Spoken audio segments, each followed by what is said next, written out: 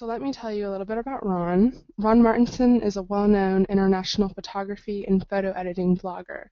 While his images are featured in magazines around the world, his real passion is photography education. His blog has enjoyed over 1 million visitors with topics ranging from gear, plugins, and book reviews. His special discounts on the hottest products in the industry have saved his readers well over $1 million US. Ron is also the author of Printing 101 Notebook, an introduction to fine art photography printing, as well as 2 other best-selling books. He has been awarded multiple patents and has several patents pending. Ron has worked alongside Brian Peterson at his Seattle workshops and has been featured on numerous blogs from industry leaders like Scott Kelby, Joe McNally, Trey Ratcliffe, John Pa Caponegro, and more. So with that, I will go ahead and change the presenter to Ron. Cool. All right, one moment here. Okay, so can you see my screen? I can see your screen. Okay, cool. Hi, so this is Ron Martinson of ronmartblog.com, and in case you don't know about my blog, it's basically like an online magazine, you can think of it, but a lot more informal. And some cool things to just make you aware of is that some of my more popular articles and recommendations can be found under the recommendations tab. Sometimes people don't notice these tabs up here.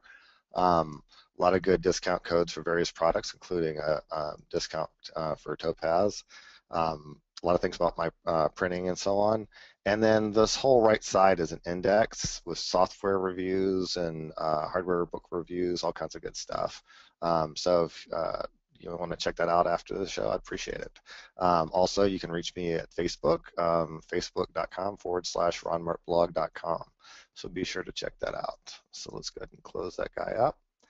And with that, what I'm going to do today is going to be launching Photo Effects Lab from Lightroom. Now, if you don't have Lightroom, you can run that product independently, and so that's not a requirement. But I know a lot of people do work out of Lightroom, and some choose not to purchase the subscription for Creative Cloud. So this is providing you an opportunity to do some cool things that you may not be able to do directly in Lightroom, leveraging Photo FX Lab. Now, that's a kind of older, mature product that is probably going to be due for an update. So it's not the fastest program that I've ever used, but it works well once it gets going. So be patient for a little bit while things get going during the session today. So with that, what I've done is I've created a catalog with just some images to discuss today. And what I do to actually launch Photo FX is I come over here and say edit in, and so instead of saying edit in Photoshop like I would normally do, I'm going to say edit in Photo FX Lab. Now, when this comes up, I just usually accept the defaults. If you want to do JPEG, you can. PSD is not an option. And then color space, I just usually leave it at Adobe RGB. Again, that's your preference, and let's go ahead and let this come up. So this is the tough part. What happens is it creates a TIFF file for us to work on. Again, it could be a JPEG if you want. And what this is doing is this is preserving our original so we don't mess it up, and then allows the other file to be the file that we actually edit. So any changes that we make will be applied to that file. Now, if we changed our mind and decided we didn't want to do anything, then we can just cancel out of here and then go in and delete this file. So a little trick about Lightroom is that if you go in a collection and you try to hit delete, it's just going to remove it from the collection. If you actually want to delete it, you need to go to all photographs, previous import, or go select the file in the folder. So I'm going to say hit my delete button and then say delete from disk. And it's the same way on the Mac. So just keep that in mind. So, and always choose edit with Lightroom adjustments. What that does is it just creates a new image using all of the things that you've done in Lightroom up to your image up to that point.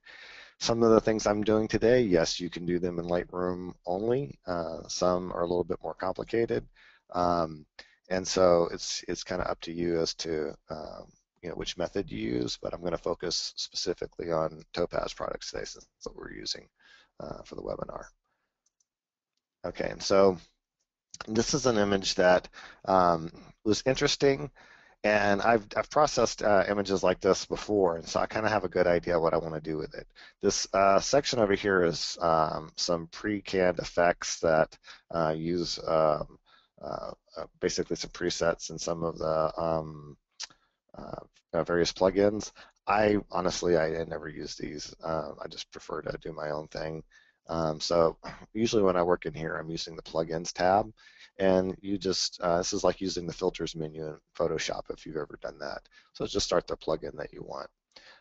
Over here, you have the ability to use layers, so you can duplicate a layer, or from stack. What that does is that merges all your changes from all the layers below into a new layer without deleting any layer, so it doesn't flatten. It just adds a new layer with everything, all the changes below that. So that's what I use like 99% of the time. And then you can label layers and so on. So we'll use some of the features in here, but right now I'll focus primarily on that. For the presentation today, I'm using images that have been pre-sized for bandwidth reasons for the webinar, but it supports any size. The fit feature is a little awkward, and that sometimes it'll kind of clip in half. So if that happens, just zoom in. So I'll be using 1:1 today because I have all my images pre-sized. So with that, this is a really quick, simple edit, something I've done many times with this type of image before. When I have lots of colors and busy things going on, there's really a lot of noise, but the star of this image is the staircase, and that's really what I want to focus. And I really like the color, but I don't need all the noise and details. And I could spend forever kind of cleaning things up in here.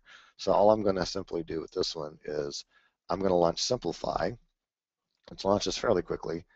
And I like this Buzz Sim collection, and one of the presets I use often is Buzz Sim. And you can go, click on this button here, which shows you your image with all the different presets for that section of items, and choose the one that you like the most. And so I can come over here to lining my collection and so on, and just click on any of these. And when I click, it shows me the list here, and I click this button to see a preview of all the collections in a grid with my image. So really handy feature. But like I said, for this one, I like BuzzSim. Because it's a little bit muted in color, I want to kind of give it a little bit more oomph. This is one that's a little bit more abstract when I do this, but that's the idea behind this image. Some people love this look. Some people absolutely hate this look. It's personal preference. It's art, people. So get out there and do what makes you feel good and what you like. So with that said, for this one here, I'm going to come in here to adjust, and I'm going to boost my saturation up. And people always ask me, why did you choose that value? It's just, personal preference. Dial in whatever you want. You can adjust the details to bring the leaves in and out more. Make it a little bit, sharper around the edges and stuff. This is all just personal preference. Once I have my settings the way that I want them, I hit OK, and voila, it's applied here. I could do from stack and make more changes. You're not required to do layers. You can always work on just one layer, but I like to have, while I'm working here, I like to have the layers. So if I decide I made a change I didn't like, I can go back very easily, or I can turn layers on and off to see if I like an effect or not. So once I'm done, up here you'll notice it's kind of subtle, but there's a cancel and OK button. And if I hit this OK button, what that's going to do is it's going to apply the changes to the TIFF file. And since that file's been saved on the hard disk, it's going to update Lightroom to show that. So I can come in here and see the before and after. And that was just really a simple click and saturation adjustment, and gave an image a totally different look. And personally, I like this look a whole lot. It's something that you might hang on the wall versus something that's interesting, kind of memento of where you went. So with that said, let's go ahead and close this guy up. Go to the next one. Now this is an image that, I thought the bridge was cool. It's kind of boring image. The colors don't really do a whole lot to help this image. And, I could certainly go into the develop tab and get rid of leaves and, this little white line and so on. That's an exercise I'm leaving for people to do as, they see fit artistically. But this is about really is, showing you what you can do with the tools here. So I'm going to come in and say, edit in Photo FX Lab.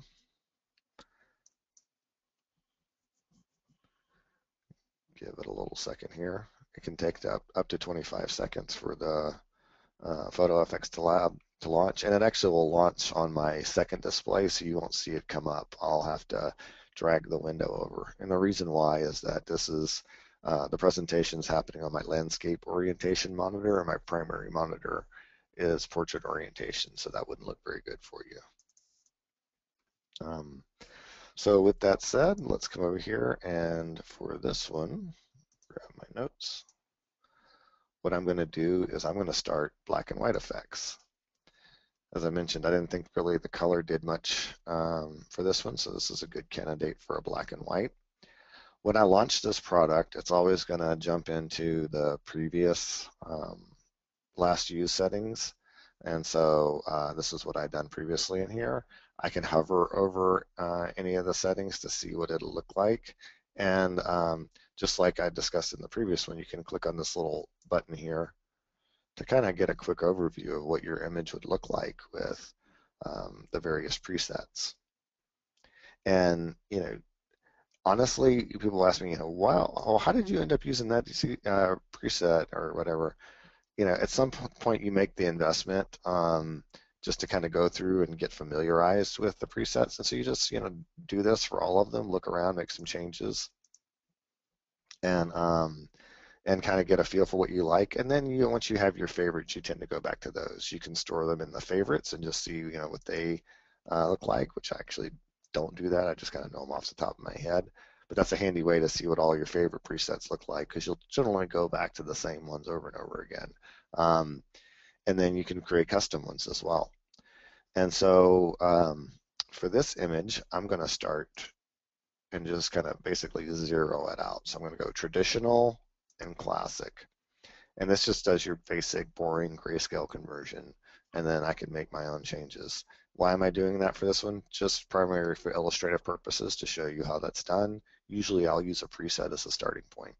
And then so one thing for black and white junkies, a lot of people are really into the zones.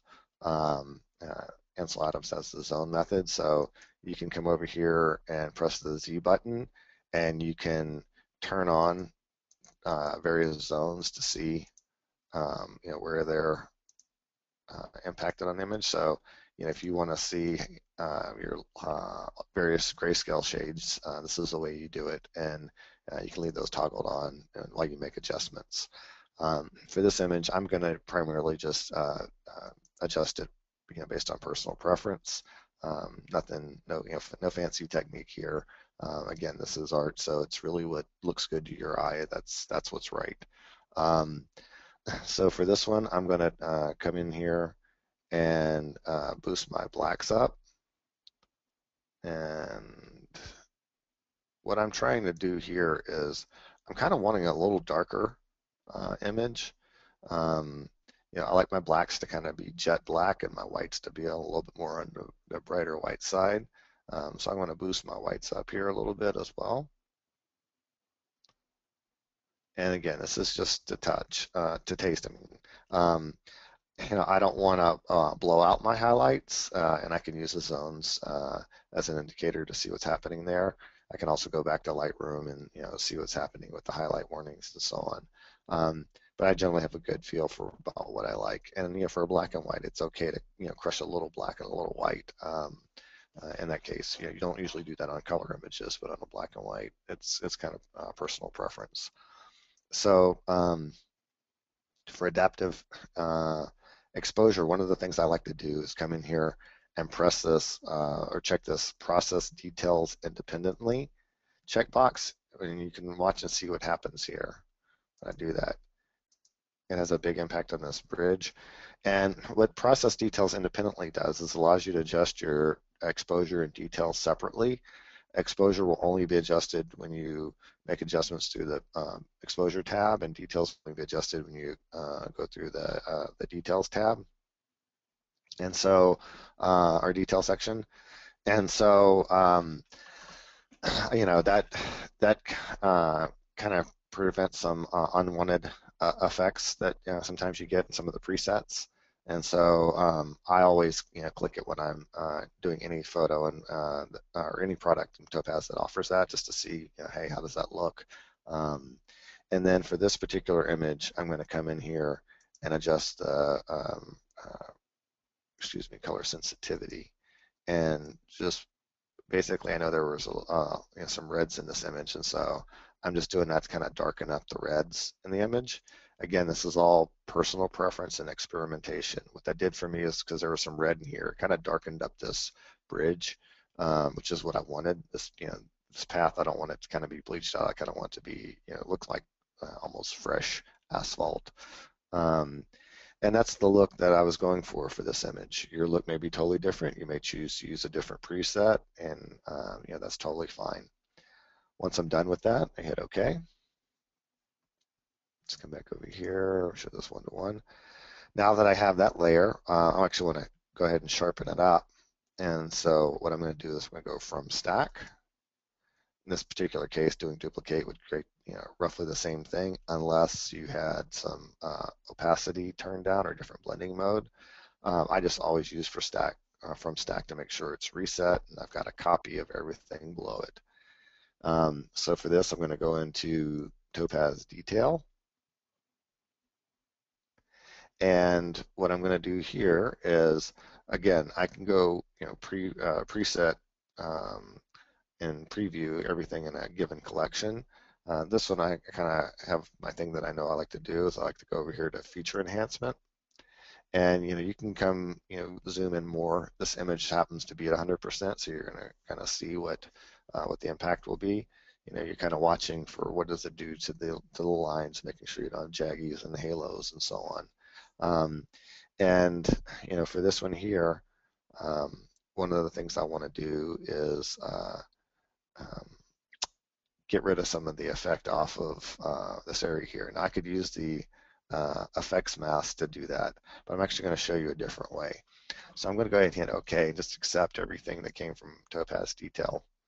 And you notice there's this little white thing here. That's just like Photoshop. That's your your layer mask. And so right now white means on, and then whatever's black is hidden. So what I'm going to come over to do is click on mask. I now have a brush.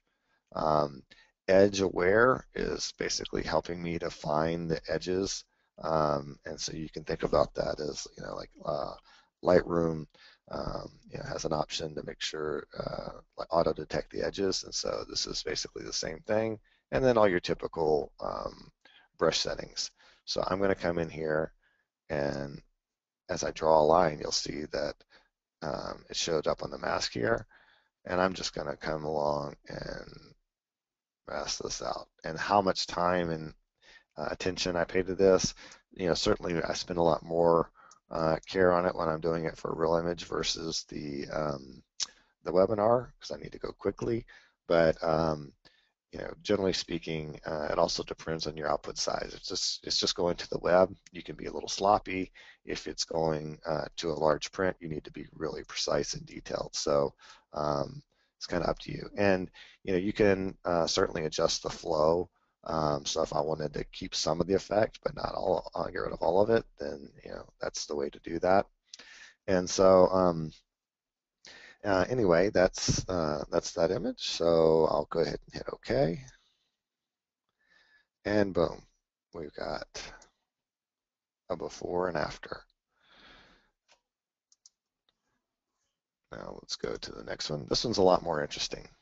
So the first two were just kind of really quick highlights to show you some of the things that you can do before we dive into a more complicated one. This is probably the most complicated one today. So what I'm going to do is edit in Photo FX Lab. Now, actually, let me point out one thing. If you had things that you wanted to get rid of from the image, like let's say you want to get rid of this little white dot or this area here that bothers you or whatever, you want to do that ideally before you start doing all your editing. I like to use that as my first step of things that I do. This particular image, I'm not going to make any changes, but I do suggest you kind of get your Lightroom develop edits. Primarily the clone and healing brush is a really good one.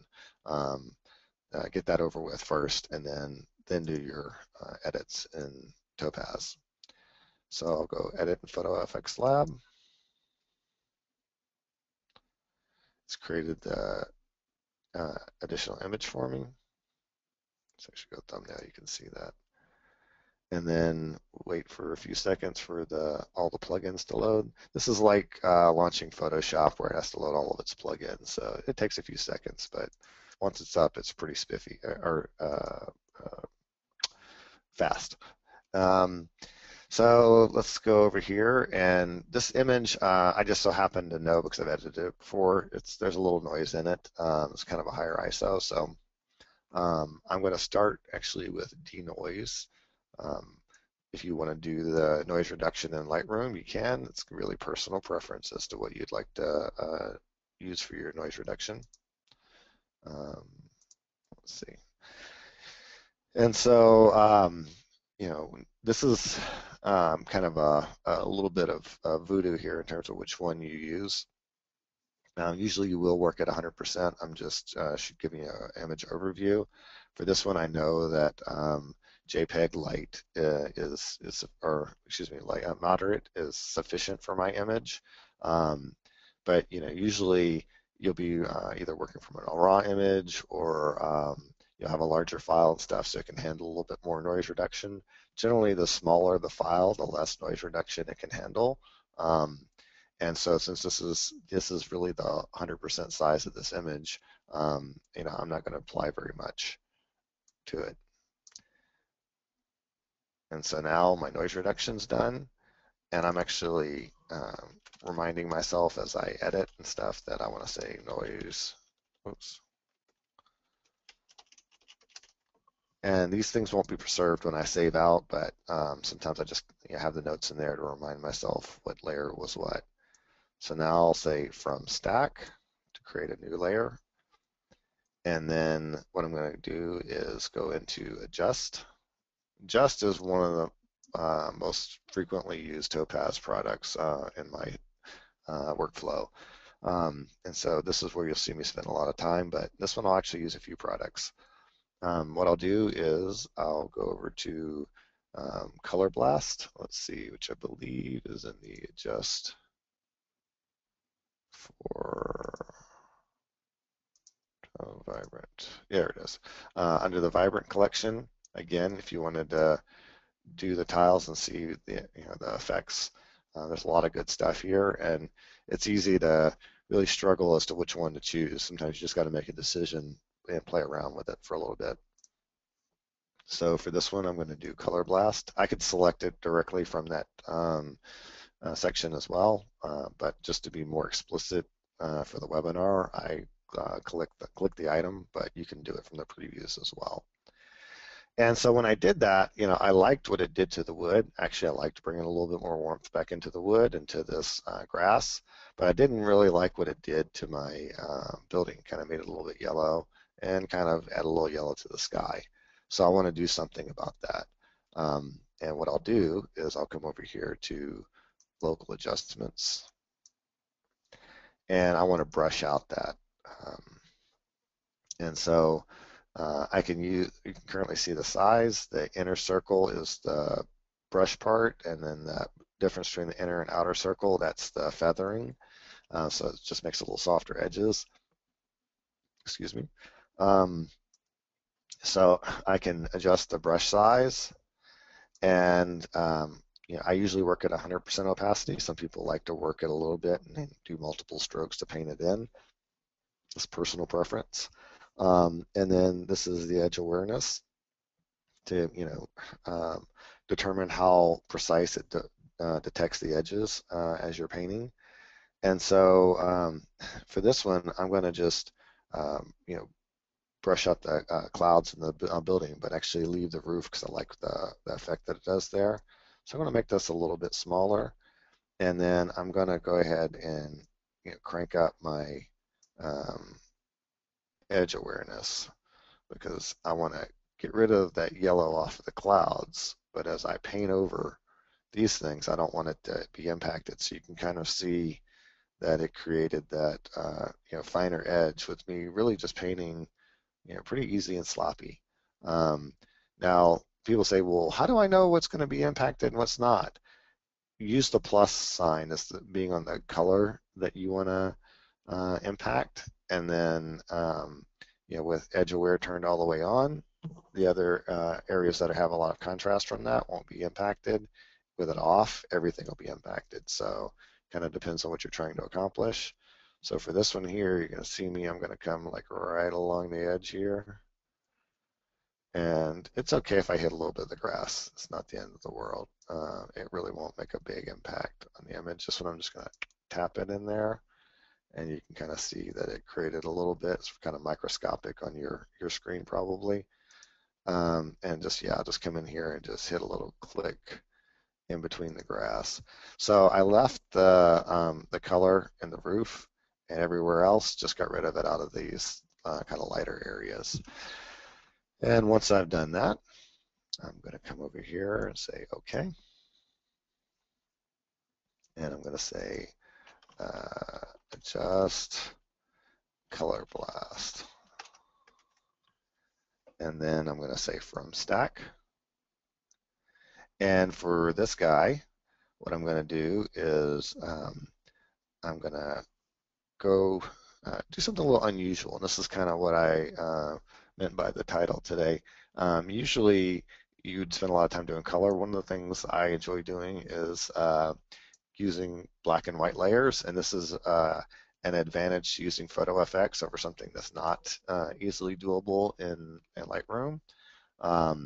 So what I'm going to do is come over here to the Van Dyke Brown collection, and the one I like to use here a lot is called Russet Dynamic. And I like this kind of warmth it adds, but I don't need all of that. So one of the other things I'm going to do is I don't want the noise. You can kind of, I'm not sure if you can see, it's kind of hard to see in the webinar, but there's a lot of grain in the sky. So I like this effect, but I don't really want that grain. So I'm going to just clear film grain. And so I get the color and effect, but not the actual noise that it adds to the image. I'm going to say OK. And then here, what I'm going to do is I'm going to come in to the layer opacity and blending mode. Now, I'm not going to explain various blending modes right now. Matt Kloskowski has a good book called Layers that the concepts that are discussed in there for Photoshop actually apply to Photo Effects Lab. So when you learn about layers, you'll learn what soft light means. And so I'm going to actually turn this to soft light, and I'm going to scale this back to about 40%. 38, somewhere around there, just in this ballpark. And so if I turn the layer off and turn it back on, you'll see what it did is it kind of darkened up and warmed the midtones, which is what the effect that I was going after. So it kind of gave it a little bit more vivid punch, but with brown instead of black. And that's really the effect that I was going for. So I'm going to say B&W Russet. This is my personal notes. Again, these are all going to be lost once I hit OK. But I like to know what's going on as I'm editing. And then I'm going to say from stack. And then here's another kind of twist that I'm going to do. The clouds are kind of boring, and I want a more dramatic cloud effect. So what I'm going to do is I'm going to go to stylized, and this one's not obvious right away. So when I come down here I have Solarized Dreams 3. And what I'm doing for this one is I'm looking, what does it do to the sky? I don't care about all this. I don't want that effect. I'm just caring about what it does to the sky. Um, and then, you know, to get rid of some of this grit and stuff like that, I'm going to say clear adaptive exposure. Actually, I'm sorry. I'm getting ahead of myself for another one. Whoops, I actually did an invert. Actually, that's a bug. Let's see. There we go. That was kind of a odd fluke. And so what I'm going to do with this guy is I'm going to brush out everything but keep the sky. So what I do here is I'll do brush out, and then I'm going to turn off edge aware because I don't really want that effect for what I'm going to do right here, because I want to be kind of fast and sloppy. I'm going to get a really hard brush. So you see there's only one circle, full opacity, and just kind of really large. And I just want to come along and brush out that effect. And I can be a little sloppy here because we're going to turn it back on in a different way. Okay, so you can see I pretty much got rid of nearly everything. And then what I'm going to do is use the eraser. And I am going to be edge aware for that one. I'm going to turn it all the way up. And bring the sides down. Have a little bit of feathering here. And then I'm going to just come back and put that back in there. Okay. And then, you know, I can experiment with, you know, process details independently and see what impact it has. This one doesn't really have a whole lot. I can turn off the noise, you know, or add noise reduction or whatever I want to do. If you have Topaz denoise, then it'll use that instead of it's built in. And so that's, you know, useful for suite owners. And then, you know, basically the goal is to get these clouds to look really cool. I can also just hit OK initially and go and use remask to accomplish the same thing as well. And you know, I'm being a little sloppy for the presentation today, but you know, you can use the eraser brush along the edges to get rid of those halos and kind of hit some of these spots that I missed. But really, for time purposes, I'm not going to spend a lot of time doing that. Now that I have that, what I want to do is actually want to go, let's see, we're going to call that solarize, adjust, solar. And I'm going to do from stack. And I'm going to say, add some you know, detail to this, because right now this is a little bit on the soft side. So I'm going to go over to detail. And they have a stylized detail collection. And in there, there's one called Sunset 2. Again, you can always press this and kind of go and look at them. But what I wanted was this kind of warmth and sharpness both. So I clicked OK on that. And if you feel like it's a little too crunchy in the grass, you can do that from within here, as we've shown you before. Or you can go do it, so I'm going to hit OK. Or you can come over here in the masks section and paint that out. So if I just kind of did like that, and again, how much or how little you can use flow to adjust and so on.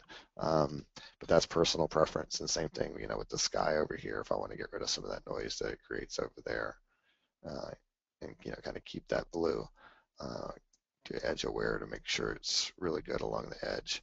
And again, don't pay too much attention to the halos. That's just because I'm going quick. Usually we don't spend, you know, 5 minutes editing images. We spend a little bit more time. And so now that I have everything, you know, the way that I want it, I can hit OK. And you can see quick before and after. And it's, you know, quite a big difference. And if you don't like this effect, don't do that step. You know, the idea behind that concept was sometimes you may see a preset that you think, ah, gosh, gosh, I hate what that's doing, but you like what it's doing to part of your image, well, then just use a mask to keep what you want and get rid of the rest. That's really the takeaway from that exercise. And then let's go ahead and move on. Move on to the next one. Now this is an image I edited before fairly poorly, I think, in a previous webinar that I'm going to take another crack at here. And realistically, when I edit images, it's kind of by feel, like what feels good right now, and what I do one day versus another day might be entirely different, and how much time I spend experimenting with the different presets and which ones are currently coming to mind. I don't usually go through every single preset, but that's one of the nice features of those little preview windows, I guess you can call them, is that you definitely get to see a lot more. Let's see, one second. A lot more effects to your image. So watch this. If I go over to here, one of the things I can do is I can say, well, this is something I just want to do some classic edits to. I could come click on this preview button and really get a quick idea, as to what's possible. And some of you may look at it and say, oh gosh, that's horrible. And then others you might look at it and say, hey, that's actually kind of nice. I like what that's doing here. And that's, the fact that you can do this to a whole collection at a time, really gives you the ability to see a lot of things really quick and easy. And so I love this feature, and it's doing it with your image. Some products, will just show you representations, not the actual image, and so it's nice to see what's going on. And while it may take a little longer for some of these to get started, once it gets going, it's usually pretty fast. Even with larger images, it's not too bad. This machine is not a state-of-the-art machine. It was purchased maybe 3 years ago. Does have 16 gigs of RAM, but it's no rocket, so you should be able to get these results yourself. So with that said, for this one, what I'm going to do is I'm going to go to adjust, and I'm going to do the vibrant collection. And since this is autumn, I'm actually going to use the autumn preset. Now you turn that on, you think, oh my God, that's awful. Who would ever want to do that? But I did spend some time experimenting with this one, and I kind of know, what options do what. And this is one of the things that you'll gain with just experience of using the product. So I encourage just experimentation and playing around so you know what's going to happen. So this one I'm going to turn off adaptive exposure and turn off details both, because really what I liked about this preset was the tone that it gave the image. And so I'm really, all I'm getting for this is really just a color and some curve tool adjustments. And so I like the warmth it added. Hey, Ron. Yep. Oh, sure. Oh, we have 10 minutes before okay. Q&A. Okay, cool. And so what I did like about it was the warmth that it added, but I didn't like what it did to my sky, and then it kind of made all my greens kind of brown. So I'm going to go actually make some adjustments there to take care of that. So we're going to go local adjustments, brush out, and so for this one, I want to make sure that I do the walkway first. I don't want to have this effect on the walkway. And that one I can be a little bit more sloppy because I don't want it to get too confused by all this. I'm going to make the brush a little bit bigger. And what I'm going to do is just kind of paint through the center first. And then as I go around the edges, I can be a little more edge aware. And then if you make a mistake and you need to come back and do it, which you can always do is do your eraser and then come along the other edge and be very edge aware. In this particular case, it's okay because there's green along the edges here that I want to bring back. So that's what I'm going to spend some time doing now. I'm going to keep edge aware real high. I'm going to have a little smaller brush, with just a little bit of feather. And I'm going to come in, and again, think about where the plus sign goes. If I tap that plus sign in here, it's going to give me just what I want. And so my objective is to bring some of that green back into the image that was lost. It's really nice for stuff like this. Again, this is, you know, something small for the web. If I was going to be doing a big giant print, I'd need to be a little bit more careful and precise. So it really depends on your output. You know, how much of this, you know, you really have to spend a lot of time, you know, fighting with. But most images these days end up on the web, you know, or printed small. So if that's the case, then, you know, that's totally sufficient. You know, and the green added a lot to this image, so I want to bring that back. And, you know, if you look down here, you see that it's creating really complex masks for you. So this edge aware really does work and allows me to, you know, paint really sloppy. I couldn't do that in Photoshop. It would look like a mess if I tried to do that. Lightroom doesn't do it as well either. So this is really one advantage of the edge detection in Topaz. And so for these sky areas, if you see if I click that, it kind of brings a little the blue back. There's not much blue in the sky, but there's certainly not a yellow tone. So I'm careful not to hit the tree branches and just kind of bring back the detail, the colors where, you know, where I want it. You know, I like that little green back here, a little green over there, and it just kind of adds a little something back to the image that was previously lost. So now you can see the before and after. And so we basically, you know, gave it a good warm autumn feel, and we have a really complicated mask that was created with, you know, very little effort on our part, and really good for all but, you know, very large prints. And now what I'm going to do is I'm going to go from stack, and I'm going to go into adjust again.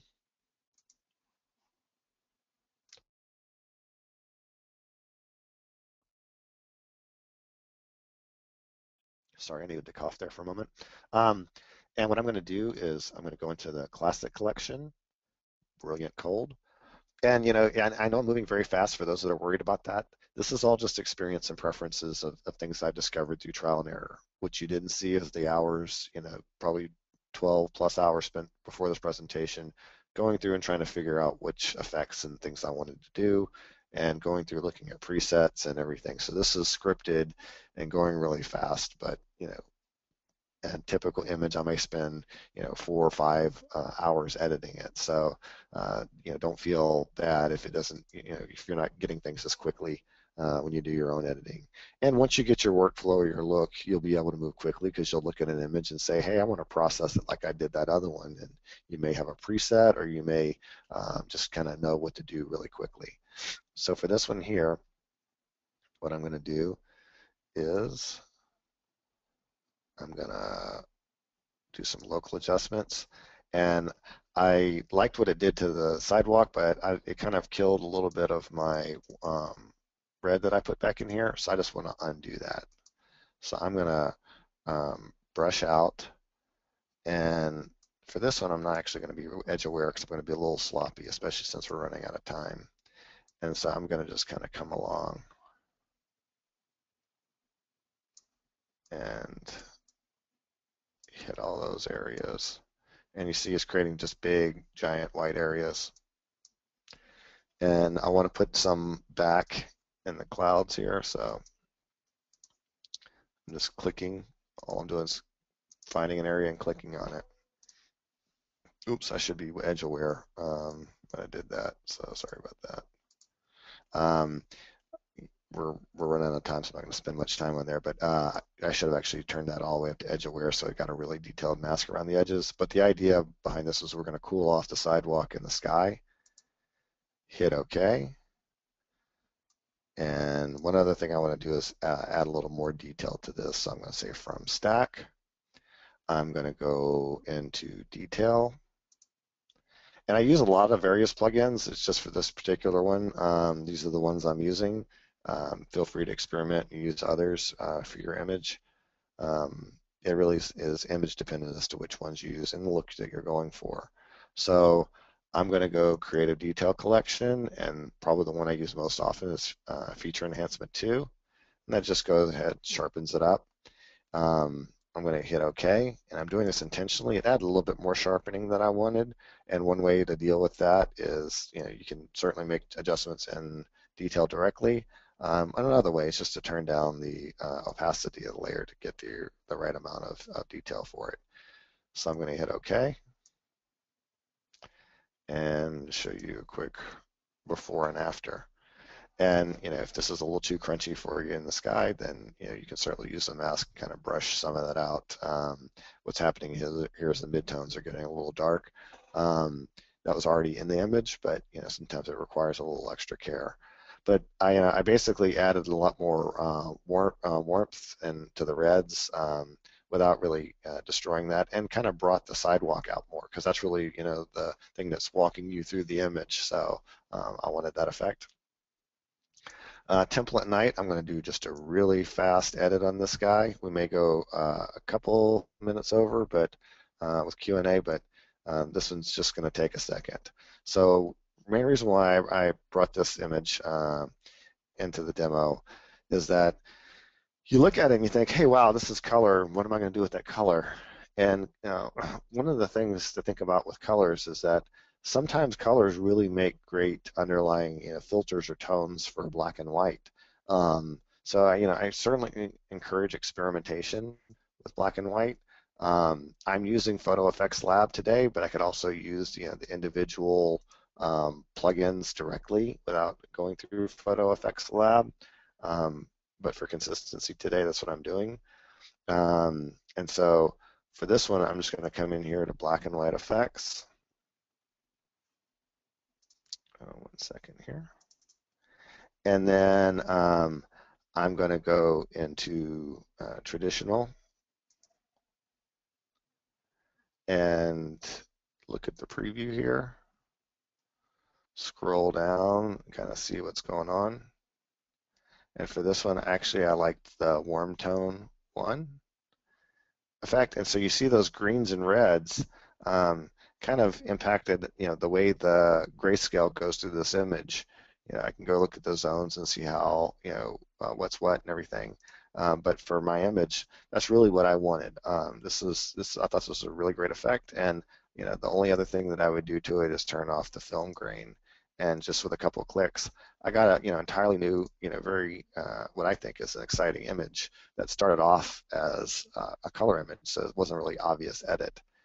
And then finally in Soul here, this is another real super fast edit.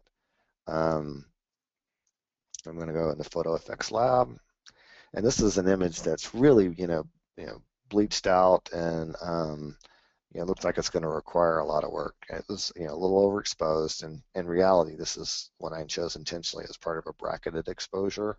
And for the demo, I chose to use the brighter one. And I do have the raws to all these images, so this is no raw versus JPEG conspiracy. For optimizations, I'm using the JPEGs, but raws are certainly fine.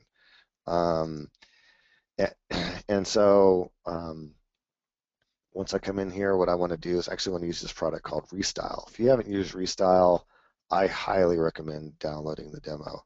This is an amazing product that basically analyzes the colors in your image and makes a whole bunch of recommendations for different effects. So if I were to come over here and click on presets, you're going to see that it's going to give me a wide variety of pretty radical effects. In fact, that's probably the downside to Restyle. So you can spend a crap load of time going through and analyzing all of the things that it does and really have a hard time finding the one you like.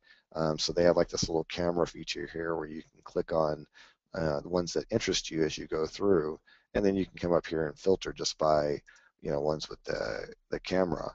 And so let's just take these three, and I'll filter by camera and say, hey, wow, I've got some good choices here, and pick the one that interests me the most. And so I'm actually going to go clear that out. Whoops.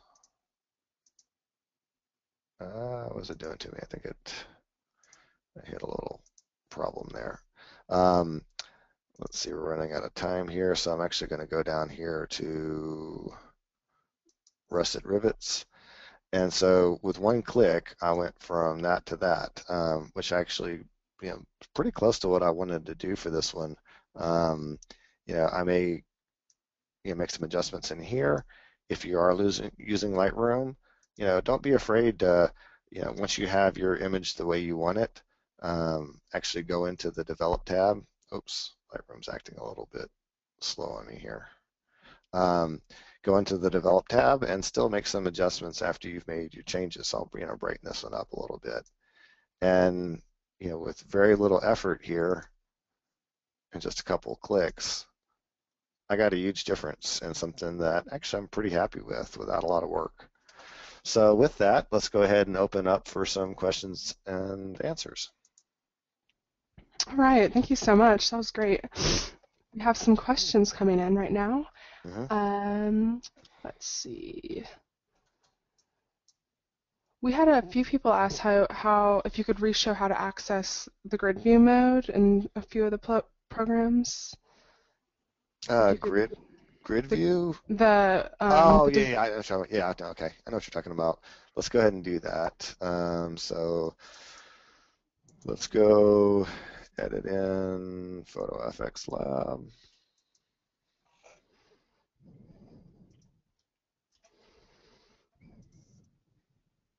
Hardest part's getting the